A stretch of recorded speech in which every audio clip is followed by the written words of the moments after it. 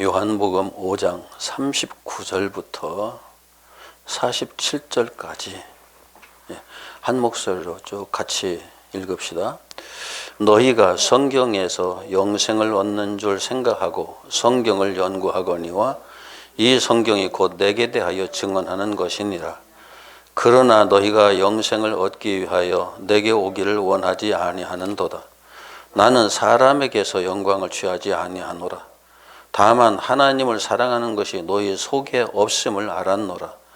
나는 내 아버지의 이름으로 왔음에 너희가 영접하지 아니하나 만일 다른 사람이 자기 이름으로 오면 영접하리라. 너희가 서로 영광을 취하고 유일하신 하나님께로부터 오는 영광은 구하지 아니하니 어찌 나를 믿을 수 있느냐. 내가 너희를 아버지께 고발할까 생각하지 말라. 너희를 고발하는 이가 있으니 곧 너희가 바라는 자 모세니라. 모세를 믿었더라면 또 나를 믿었으리니 이는 그가 내게 대하여 기록하였음이라. 그러나 그의 글도 믿지 아니하거든 어찌 내 말을 믿겠느냐 하시니라. 아멘. 오늘 같이 읽은 내용 속에서 몇 가지만 확인해 보고 말씀을 나누도록 하겠습니다. 42절 다만 하나님을 사랑하는 것이 너희 속에 없음을 알았노라 라고 하는 이 말이 유대인들에게 인정이 될까요? 유대인들이 이 말을 듣고 무슨 말이야? 우리가 하나님을 사랑하지 않는다고? 예수님의 이 말을 그 사람들이 이해를 할 수 있었을까요? 여러분들은 하나님을 더 사랑합니까? 아니면 나를 더 사랑합니까? 그리고 두 번째 44절 너희가 서로 영광을 취하고 유일하신 하나님께로부터 오는 영광은 구하지 아니하니 서로 영광을 취한다. 내가 다른 사람들에게 칭찬받기 원하고 다른 사람들에게 존경받기 원하고 인정받기 원하고 다른 말로 바꾸면은 나를 우상화해가면서 사는 것이 우리들의 모습이라는 것을 얼마나 우리가 인정을 하고 삽니까? 나라는 우상을 깨뜨리기 위해서 우리가 얼마나 노력하는지 그걸 우리는 압니까? 그런데 어떻게 예수를 믿는다고 말할 수 있습니까? 하나님의 영광이 아니라 나의 영광을 위하고 나를 우상으로 생각하고. 자, 39절 한 군데만 더 봅시다. 너희가 성경에서 영생을 얻는 줄 생각하고 성경을 연구하거니와 이 성경이 곧 내게 대하여 증언하는 것이니라. 성경을 이스라엘 백성들이 성경에서 영생을 얻는 줄 생각하고 성경을 연구한다. 성경을 보는 사람들이 성경을 읽을 때마다 이게 영생을 우리에게 얻게 하기 위한 내용이다라는 것을 얼마나 인식하고 성경을 봅니까? 제가 많은 예배들을 참석해 봤는데 성경을 펴놓고 영생을 얻는다는 관점에서 성경을 얘기하는 것보다 성경에 나타난 어떤 인물들이 복받은 것처럼 우리도 복받자는 내용으로 설교를 하는 게 대부분이에요. 성경에 어떤 인물은 어떻게 하나님을 섬겨서 이렇게 영광스러운 존재가 되었다. 우리도 그렇게 영광스러운 존재가 되자라고 하는 것이 대부분이에요. 그런데 성경은 분명히 영생을 얻는 줄 생각하고 성경을 연구한다. 이스라엘 백성들이 기본적인 자세는 이건 되겠다는 거예요. 영생을 얻는 줄 생각하고 성경을 본다. 그런데 영생을 얻기 위해서 예수께로 나오진 않는다. 이 성경이 곧 누구에 대해서? 내게 대해서 증언하는 것이다. 성경은 나의 이야기다. 성경은 나의 이야기인데 성경을 읽으면서 보면서 왜 나를 못 보느냐 예수님께서 그렇게 말씀하시는 거거든요. 성경을 보는 사람들은 성경을 통해서 예수를 만나야죠. 당연히. 당연히. 그런데 성경을 통해서 예수를 만나는 것이 아니라 좀 심하게 얘기하면은 성경을 통해서 내가 원하는, 내가 만들어 놓은 신을 만나요. 그리고 어떤 메신저들은 성경을 통해서 자기가 섬기는 그 신의 무당 역할을 해요. 자, 성경이 예수에 대한 이야기라고 하면은 우리가 그동안에 창세기를 계속 읽어가면서 말씀을 나눴잖아요. 창세기를 얘기할 때 예수에 대한 이야기로 계속 이야기를 해야죠. 예수에 대한 기록이니까. 창세기를 펴놓고 아담의 이야기, 가인과 아벨의 이야기, 그 제사 이야기 하는 이유가 예수를 말하기 위해서, 거기서 예수를 확인하기 위해서 말씀을 드리는 건데, 아담의 이야기로 끝나버리면은 성경 잘못 본 거예요. 가인과 아벨의 이야기로 끝나버리면 성경 잘못 본 거예요. 성경에 누가 그 사람은 몇 년이나 살았대, 정말 오래 살았네, 우리도 그렇게 오래 살아야지 말하는 그 순간 그 사람은 성경에서 우상을 본 거예요. 성경을 보는 이유가 자기라는 우상을 섬기기 위한 방편으로 성경을 본 거예요. 아브라함이 하나님을 섬겨가지고 거대한 부자가 되었대. 그러니까 우리도 하나님을 섬겨서 거대한 부자가 되자 그 순간 그 사람은 성경을 통해서 자기라는 우상을 강화시키는 사람일 뿐이에요. 아담의 이야기를 통해서도 거기서 우리가 예수를 볼 수 있어야 맞아요. 가인과 아벨의 이야기를 통해서도 우리가 거기서 예수를 볼 수 있어야 해요. 노아까지의 모든 역사를 통해서 거기 예수의 이야기가 어떻게 진행되고 있는지 볼 수 있어야 해요. 예수가 빠져버리면은 그것은 그냥 우리 흔히 우스갯소리를 하는 말이 있죠. 안고 없는 찐빵. 안고 없는 찐빵 정도가 아니에요. 포도주가 맹물이 되는 거고요. 아무런 의미가 없어요. 그런데 너무나 많은 사람들의 설교 속에서 예수는 잘 안 보여요. 그게 정말 하나님의 말씀인가요? 예수는 안 보이고 우리가 어떻게 하면 행복하고 즐겁고 잘 살 수 있을까 하는 얘기밖에 없어요. 성경을 가지고 말하고 있으면서도 그건 처음부터 사탄의 거짓말이에요. 처음부터 본질적으로 그래요. 아담이 어떻게 예수님과 동행을 하다가서 구원을 받았느냐를 이야기하고 거기에 아담의 생애를 통해서 나타난 예수를 말하지 않는다고 하면은 그 사람은 성경을 보고 있는 게 아니라고요. 아벨의 역사도 마찬가지고요.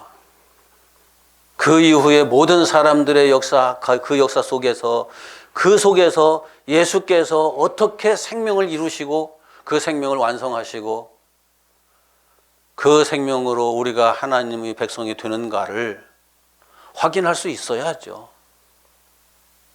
그게 성경이에요. 사탄도 예수님을 유혹할 때 성경 말씀 가지고 유혹을 하잖아요.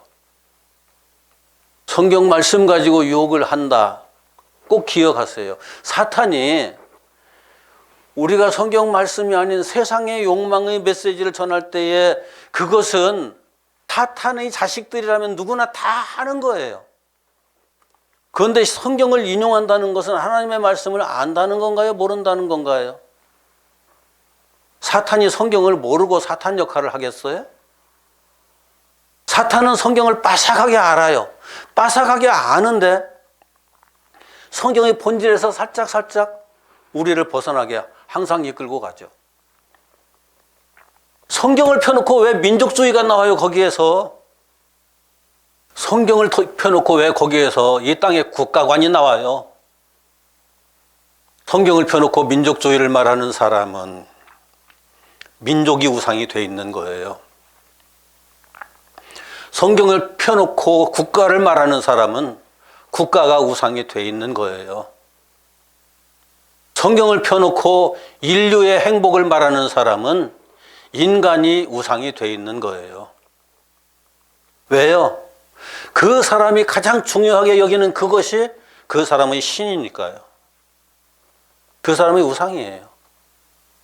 이스라엘 백성들이 우리가 하나님의 백성이라고 그렇게 말하지만 예수님께서 이렇게 말씀하시잖아요.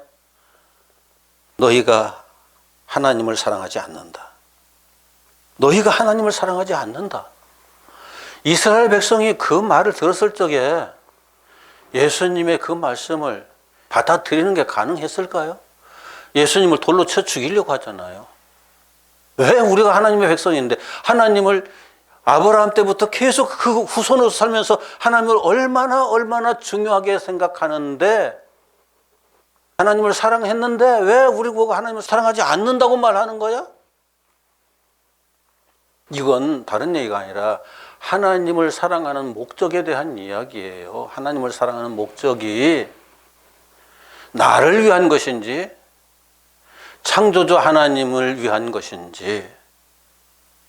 여러분은 누구를 사랑할 때 나를 위해서, 자식을 사랑하면서도 나를 위해서 사랑합니까? 내 주변에 누구를 사랑하면서 나를 위해서 사랑합니까? 그건 위선이에요. 우리가 철없어서 아직 무엇인가 분별할 수 있는 능력이 없어서 내가 좋아하는 것을 무엇을 따라가고 내가 기대하는 어떤 것들을 따라가고 그걸 사랑한다고 착각할 수가 있어요. 그런데 그건 착각이에요. 사랑이 아니에요. 그런 사랑은 사랑으로 계속되는 것이 아니라 어느 순간에 집착으로 바뀌어요. 유대인들은 하나님에 대한 집착이 있을 뿐이에요. 자기 자신을 위한 하나님을 섬기는 거죠. 자식을 사랑할 때 냉정하게 생각해 보세요. 여러분이 자녀들을 사랑할 때 나를 위해서 자녀를 사랑하나요? 그냥 자녀만을 위해서 자녀를 사랑하나요? 나를 위해서 자녀를 사랑한다 그러면 그 사랑은 위선이에요. 그리고 나중에 자녀에 대한 집착이 생겨요. 그러면서 그 사랑은 나중에 무서운 결과를 초래하죠. 자녀들의 앞길을 망치는 결과를 가져오죠. 여러분들 솔직히 드라마를 통해서 많이 보잖아요. 자녀들에 대한 집착으로 그걸 사랑이라고 생각하고 자녀들을 대하는 사람들, 그 자녀들이 결국은 다 뺐다하게 나가고 문제를 많이 일으킨다는 것을 보잖아요. 사회 현상을 통해서도 여러분들 보잖아요. 그에게 있어서 그 자녀는 우상이에요. 또 하나의 우상일 뿐이에요. 그러면은 그 자녀가 정말 그 마음에 소원하는, 진짜 그 마음에 소원하는 그 아름다운 모습으로 장성하는 건 불가능해지는 거예요. 우리 안에 예수 그리스도도 마찬가지예요. 예수 그리스도도 나를 위한 존재로서 사랑하고 거기다 나를 묶어 매기 시작하면 거기에 집착이 일어나고 그 집착을 우리들은 믿음이라고 착각을 하는 거죠. 그것 때문에 열심히 교회에 나와서 헌신도 하고 충성도 하고 봉사도 하고 또 헌금도 하고 내 평생을 다 바치기도 하죠. 그런데 그렇게 살았던 유대인들에게 너희들은 나를 모른다라고 하나님께서 직접 말씀하시는 거예요. 예수님은 성삼위 하나님이잖아요. 아니 그냥 우리 일상생활을 통해서도 그렇고 드라마 같은 것을 통해서도 그렇고 많이 보는 게 있잖아요. 부모 주머니에 돈이 있으면은 자녀들은 부모를 열심히 사랑하는 것처럼 해요. 부모 주머니에서 아무것도 나올 게 없으면은 자식들은 부모를 버려요. 되게 그래요. 다 그런 건 아니고. 부모 주머니에서 아무것도 나올 것이 없는 것뿐만이 아니라 부모 때문에 내가 힘들어도 그 부모를 사랑하는 자식이 진짜 사랑하는 거죠. 우리 그 흔히 쓰는 말이 있잖아요. 내리사랑이라고. 사랑은, 부모에 대한 사랑은 그래서 더 힘들어요. 자식에 대한 사랑은 그냥 순수하게 사랑으로 가는데 부모를 사랑하는 것은 항상 조건이 붙거든요. 아니라고 어느 누구도 부인할 수 없어요. 이건 부모뿐만이 아니죠. 다른 사람도 마찬가지, 형제도 마찬가지고, 나에게 유익이 되는 사람은 언제나 내가 가까이 해야 할 사람이고, 나에게 유익이 되지 않는 사람은 내 주변에 있으면 내가 힘들어지고, 이 인간의 모습을 고스란히 가지고 사망의 존재의 모습을 고스란히 가지고 하나님의 이름을 부르고 메시아를 찾고 구원을 기대한다는 것 자체가 모순이죠. 엄청난 모순이죠. 아담을 창조하신 하나님이 아담에게서 뭘 기대하셨을까요? 아담이 하나님 앞에 올 때마다 한 보따리씩 안고 와가지고 하나님 받으십시오라고 하기를 원하셨을까요? 그렇다면 하나님이 아니에요. 그건 하나님이 아니에요. 가인의 예배가 그랬잖아요. 아벨은 하나님이 그 사랑을 어떻게 표현해야 될까라고 고민하다가서 한 생명을 하나님 앞에 드림으로써 하나님의 그 사랑과 희생, 하나님의 마음을 거기다 담아낸 거죠. 성경이 나에 대한 얘기라고 분명히 예수께서 말씀하셨잖아요. 참 성경을 보면서 진짜 답답한 사람들이 많아요. 아담, 가인, 아벨 때에 무슨 예수가 있었느냐. 예수님은 그 후에도 한참 뒤에 오시는데 성경을 눈 감고 보는 사람들이에요. 하나님이, 우리는 성삼위 하나님을 믿어요. 하나님이 예수님이시잖아요. 성령님이시잖아요. 그분이 희생하셔서 아담을 창조하셨고 그분이 희생하셔서 또 아담이 에덴 동산에서 소멸하는 걸 면하게 하시고 기회를 주시고 자신을 희생하셔서 가죽 옷을 지어 입히시고 당신이 세우실 그 나라에 다시 들어올 수 있도록 길을 열어주시고 예수님께서도 이렇게 말씀하셨잖아요. 아브라함이 나의 때 볼 것을 즐거워하다가 보고 기뻐했느니라. 유대인들이 그 말을 듣고서 깜짝 놀라가지고 말도 안 되는 소리. 네가 이제 50도 못 됐는데 어떻게 아브라함을 네가 보았다고 말하느냐. 이게 이 땅의 영적인 세계를 전혀 알지 못하고 이 땅의 시공간의 세계 속에 그냥 꽁꽁 묶여있는 존재들이에요. 하나님을 전혀 이해하지 못하는 사람들이에요. 하나님은 어제나 오늘이나 영원토록 동일하시거든요. 예수님은 어제나 오늘이나 영원토록 동일하시거든요. 어제나 오늘이나 무슨 말이에요? 과거에나 현재나 또는 미래까지 영원토록 동일하시다. 시간과 공간에 아무런 영향을 받지 않고 언제 어디서든지 예수님은 거기 계신다. 우리들이 이 육신이 물질로 되어 있어 가지고 물리적인 존재로서 시간과 공간의 절대적인 그 한계성에 딱 묶여 있기 때문에 우리는 어쩔 수 없이 시간과 공간의 지배를 받지만 영은 아무런 상관이 없거든요. 그것하고는. 이 물리적인 세계를 벗어나면은 하나님 나라 영의 세계로 들어가잖아요. 영의 세계. 이것도 참 오해가 많아요. 하나님 나라 하면은 어디 눈으로 보이고 귀로 들리고 그런 세계 속에서 저 우주 어딘가에 황금성이 있고 하나님 나라가 황금성이라고 하면 난 안 가요. 그냥 유치원생에게는 어린 아기들에게는 사탕이 제일 좋죠. 그죠? 아기들에게 사탕 맛을 보여주고 돈을 쥐어줘보고 둘 중에 뭘 가져갈래 물으면 아기들이 뭘 가져간다고 하겠어요? 우리나라 최고 고액권이 5만 원짜리죠. 5만 원짜리 한 장 놓고 사탕 놓고 뭘 가져갈래? 아기들이 뭘 하겠어요? 그런데 우리들의 생각이 그것과 별로 다르지 않아요. 우선 당장 내 입맛에 맞고 내 기분을 좋게 하고 나로 하여금 무언가 행복하다고 느끼게 해줄 만한 그것이 중요하지 진정한 가치에 대해서는 이해를 못하는 거죠. 그러니까 우선 달콤한 것을 쫓아가는 거예요. 우리들은. 그리고 그 한계성 속에 사는 거죠.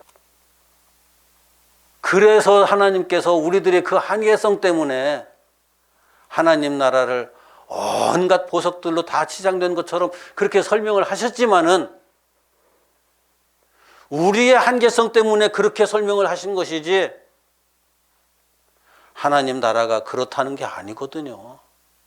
아니 그 최소한 성경을 보면서 성경에서 내게 하나님께서 영생을 말씀하셨다 하는 이것만이라도 제대로 볼 줄 아는 사람이 되면 좋겠어요. 거기에서부터 출발하니까요. 그런데 유대인들은 거기에 묶여서 또 다른 차원으로 넘어가지를 못해요. 거기에 묶여 있으면 안 되죠. 영생이 가지는 의미가 무엇인지를 이해를 해야죠. 하나님이 되지 않으면 영생이 불가능하거든요. 하나님이 창조주 하나님을 말하는 거 아니에요. 우리나라 말로 창조주, 하나님이라고 번역된 것은 그냥 신이에요, 신. 육체적 존재로서의 인간이 아닌 영적 존재로서의 사람. 이건 신이에요. 그런 신이 되지 않으면은 하나님 나라 못 들어가요. 너무나 많은 사람들이 잘못 가르치고 있어요. 우리가 이대로 천국 갈 거다. 여기 있는 사람 중에 단 한 사람도 이 모습 이대로 주 받으옵소서라고 찬송을 하고 있지만은 이 모습 이대로 난 천국 가서 영원히 살 겁니다라고 그렇게 말할 사람 단 한 사람도 없을 거요. 왜요? 자기 자신의 모습에 대한 컴플렉스 없는 사람이 없어요. 단 한 사람도 없어요. 그래서 부지런히 여성분들은 화장도 하고 피부 미용도 하고 때에 따라서는 자기 얼굴 뜯어 고치려고 병원에도 가죠. 남자들은 어떻게 해서든지 누구보다도 강하게 보이기 위해서 그 강한 모습대로 자기 자신을 나타내 보이려고 온갖 수단과 방법을 다 동원하죠. 나이가 들면은 점점 더 내 의지와는 아무런 상관없이 쇠약해져 가는 건 어쩔 수 없죠. 아무리 예뻤던 사람도, 아무리 용맹했던 사람도 나이가 들면은 결국은 뒷방 늙은이로 바뀌게 돼 있어요. 그런데 그걸 인정하고 싶지 않죠. 그런 존재가 천국 간다고요? 그대로? 그럼 어린아이로 죽은 사람은 어린아이로 천국 가고 늙어서 꼬부랑 노인대로 죽은 사람은 천국에서 꼬부랑 노인대로 살게 해요? 어떤 사람들은 이렇게 포장을 하죠. 누가 죽든지 죽어서 부활하면은 예수님과 같은 나이쯤으로 부활할 거야. 참 상상이 대단해요. 존재가 달라져요. 존재가. 이 땅에서 육신으로 살던 이 존재가 하나님 나라에 들어갈 때는 신이 돼 들어가는 거예요. 이게 거듭나는 거예요. 육신으로 살고 있지만 때에 따라서 육신을 넘어서서 그 영적 상태는 신처럼 돼가지고 사는 사람들이 있어요. 진정으로 거듭난 사람들. 우리는 역사 속에서 그런 사람들을 더러 봐요. 많지는 않아요. 모든 걸 초월해서 사는 사람. 그런데 그게 내가 그렇게 되고 싶다고 해서 되는 게 아니기 때문에 예수 그리스도와 하나가 되어서 그분과 함께 십자가에 못 박고 그분과 하나가 되어서 그분과 함께 부활에 이르고 거듭남에 이르러야 그런 존재가 되는데 그렇게 되는 과정이 쉬웠더라면은 성경에서 많은 사람들이 그렇게 됐겠죠. 성경에서도 성경에 정말 위대하게 우리들에게 그려주고 있던 그 사람들도 다 그렇게 된 건 아니에요. 아브라함이 제사의 완성자로 나타나긴 하는데 그것도 기나긴 과정을 통해서 이삭을 번제단에다 올려놓음으로써 비로소 하나님께 인정받는 거듭난 사람으로 나타나는데 그런데 그 이후에는 다시 육체의 삶을 살거든요. 이 땅에서 그래서 육체로 사는 사람으로서 하나님께서 원하시는 그 궁극의 신의 형상으로 완성된 존재는 없다. 우리들에게 성경은 그걸 확인시켜주고 있으면서도 불구하고 사람들은 성경을 읽으면서 그걸 못 봐요. 온전히 거듭난 사람들의 모습들을 우리는 기나긴 기독교의 역사를 통해서 기나긴 성경의 역사를 통해서 또한 보기는 하죠. 그러나 그것이 육체를 완전히 벗어나 버린 그 완전한 신적인 존재로서의 모습이 아니라 육체를 가지고 있는 거듭난 사람들의 모습일 뿐이에요. 그 이상도 그 이하도 아니에요. 아담의 역사로부터 시작해서 가인과 아벨의 역사, 그 후손의 역사들까지 쭉 말씀을 드렸잖아요.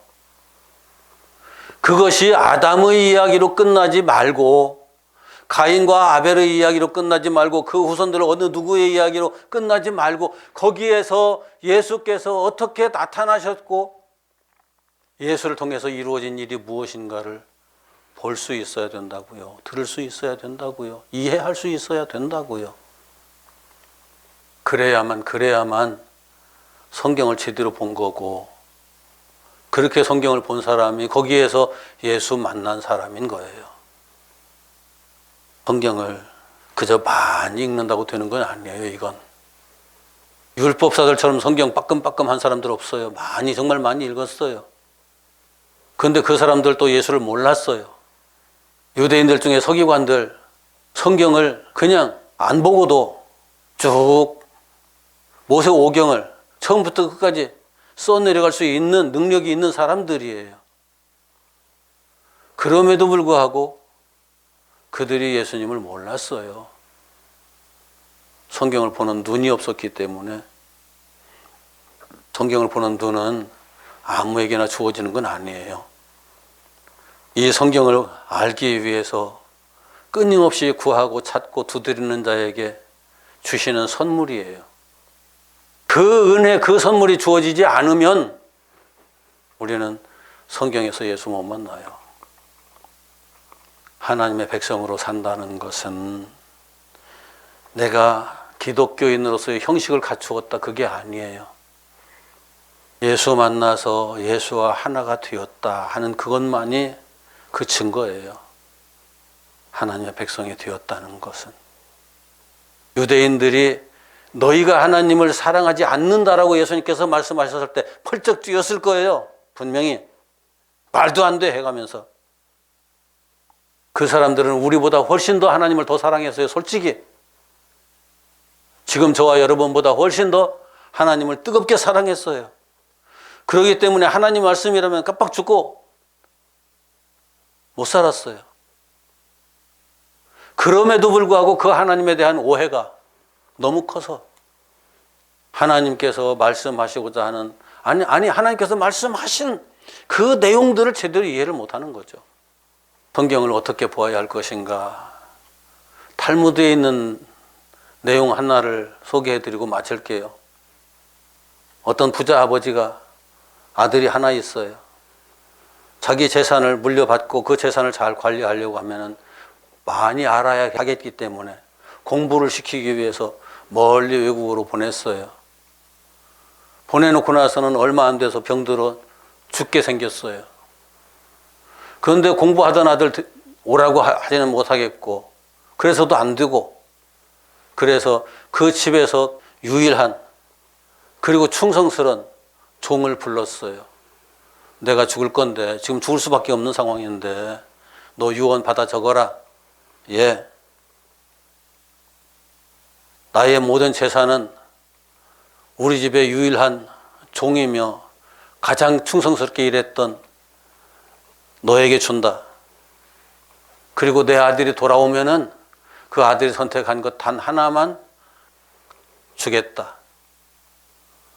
종은 그 아버지의 말을, 그 주인의 말을 들어가면서 입이 이만큼 찢어졌겠죠. 이 주인의 전 재산이 내 것이 된다니? 정말 즐거이 기쁘게 그 유언을 받아서 적었겠죠. 아버지가 거기다가 도장을 딱 찍었어요. 그리고 나서는 얼마 안 돼서 죽었어요. 그 후에 아들이 공부를 마치고 집에 돌아왔어요. 아버지가 죽었어요. 그래서 종한테 물었어요. 아버지가 남기신 유언이 없느냐고. 종이 그 유언장을 아들에게 넘겨줬어요. 아들이 봤어요. 뭐라고 기록됐어요? 내 모든 재산은 모두 남김없이 다 종에게 넘겨준다. 내 아들이 돌아왔을 때 그 아들이 선택하는 것 하나만 아들에게 준다. 종은 그 재산이 전부 다 지 것이라고 생각하고 그 아들이 돌아올 때까지 열심히 잘 관리했어요. 그래서 재산도 더 부풀려 놨어요. 정말 다른 사람들이 보기에 정말 잘 관리하는구나, 정말 열심히 하는구나 싶을 정도 잘 했어요. 왜요? 내 것이니까. 아들이 그 유서를 보면서 어찌 이럴 수 있지? 어찌 이럴 수 있지? 그래서 하도 답답해가지고 그 유서를 가지고 랍비를 찾아갔어요. 랍비는 유대교에서 그 하나님의 말씀을 백성들에게 가르치는 선생이거든요. 스승이거든요. 랍비를 찾아가서 유서를 건네주면서 우리 아버지가 유서를 이렇게 남겼습니다. 어떻게 이해를 해야 하겠습니까? 그때 랍비도 그것을 보면서 대답을 해줄 수가 없었어요. 한 사나흘 후에 그때 다시 오게. 그러면 내가 답을 줄 수 있을 것 같네. 아들은 돌아갔어요. 며칠이 지났어요. 그래서 그 아들이 랍비한테 다시 왔어요. 랍비는 그동안에 곰곰이 생각했어요. 어떤 아버지도 이런 유서를 남기지는 않거든요. 곰곰이 생각했어요. 그래서 내가 랍비라는 입장에서 생각하는 것이 아니고 아들의 입장에서 생각하는 것도 아니고 종의 입장에서 생각하는 것도 아니고 아버지가 어떤 마음으로 이 유서를 썼을까를 생각했어요. 그리고 나서는 오랜 생각 끝에 무릎을 탁 쳐가면서 나도 유서를 이렇게밖에 남길 수가 없었겠다라고 결론을 내렸어요. 왜요? 절반만 종의 것으로 하고 절반만 아들 것으로 하겠다라고 하면은 종이 어떻게 했을 것 같아요? 아들 것은 별로 관리 안 했겠죠. 지 것만 열심히 관리했겠죠. 때에 따라서는 아들 건 다 팔아 없애버리고 지 것만 남겨둘 수 있었겠죠. 전 재산을 아들에게만 남긴다라고 유언을 썼다고 하면은 종이 그 집에 머물러 있을 이유가 없었겠죠. 다 팔아가지고 도망가도. 그런데 종을 준다고 그러니까 이 종이 너무나 즐거워가지고 기뻐가지고 행복해가지고 감사해가지고 아들이 돌아오는 몇 년 동안에 열심히 잘 관리한 거예요. 뇌식 거니까. 아버지의 그런 뜻이 있었어요. 그리고 나서 아들이 돌아와서 선택하는 것은 자네는 그 종을 자네 것으로 선택하면 되네. 아버지가 남긴 유서 속에는 그게 문자적으로 나타나 있지 않아요. 그냥 종에게 주고 아들은 선택한 거 하나만 준다 뿐이에요. 그런데 아버지의 마음으로 보니까 자기도 그렇게 유서를 쓸 수밖에 없었을 것이고 아들이 선택해 주기를 기다렸을 거다. 어차피 바랐을 거다. 자네는 그 종을 자네 것으로 선택하면 되네. 왜 그런가 하면 종은 누가 선택하면은 그 사람의 소유물이 되거든요. 제가 왜 이 이야기를 하느냐면은 성경이 그렇게 기록되어 있다는 거예요. 성경을 하나님의 마음으로 읽지 않으면은 이 말씀을 계시하여 주신 하나님의 마음으로 읽지 않으면은 성경이 문자로만 보여요. 그래서 우리는 성경을 보면서 자꾸 엉뚱한 우리 생각만 하게 될 수밖에 없어요. 그런데 전 진짜 안타까웠던 건 유대인들이 탈무드에 그런 얘기를 남겼음에도 불구하고 성경은 그렇게 보지 못했다는 안타까움이죠. 성경을 문자로만 보면은 그 아들이 보는 한계성에서 벗어나질 못해요. 종이 보는 한계성에서 벗어나질 못해요. 아버지의 유서를 랍비가 봤을 때도 처음에는 그렇게밖에 안 보였어요. 그런데 아버지가 왜 이렇게 썼을까를 생각해보고 자기가 아버지 입장이 돼보니까 나도 그렇게 쓸 수밖에 없었겠구나라는 생각이 들었고 그래서 그 마음을 아들에게 이야기해 줬을 뿐이에요.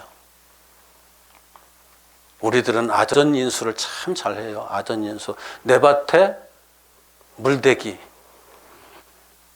무엇을 읽든지 나를 위해서 끌어당겨가지고 내 좋은 대로 해석을 해버리는 너무나 많은 설교자들에게서 내가 그걸 보거든요.